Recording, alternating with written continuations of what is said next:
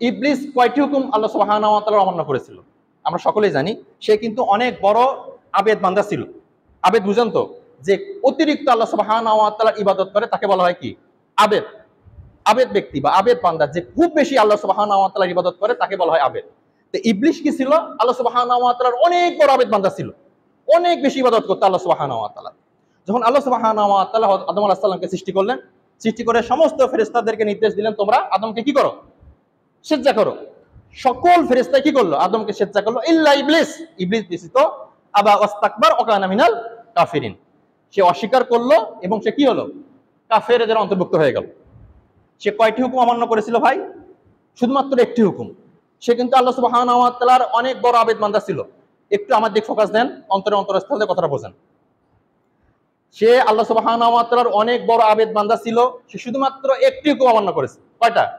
একটা। আল্লাহ বললেন তুমি আদমকে সিজদা করো, সে সিজদা করে নাই। আল্লাহ সুবহানাহু ওয়া তাআলা বলল ফাখরুজ মিনহা ফাইন্নাকা রাজিম, তুমি বিতাড়িত, তুমি এখান থেকে বের হয়ে যাও।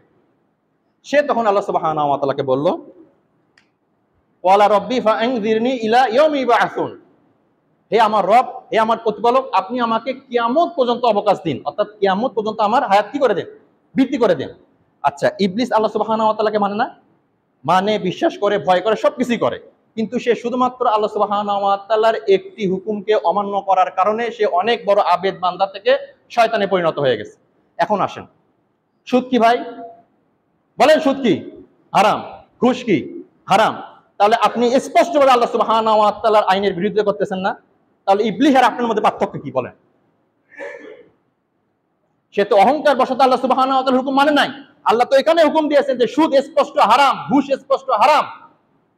আপনি দিব্যি সুদ খাচ্ছেন, ঘুষ খাচ্ছেন, তাহলে আপনি অহংকার করতেছেন না? আল্লাহ সুবহানাহু ওয়া তাআলার আইনকে স্পষ্টভাবে অমান্য করতেছেন না? তাহলে ইবলিস আর আপনার মধ্যে পার্থক্যটা কি? আপনি বলেন, বলেন আপনি কিসের পার্থক্য আপনার?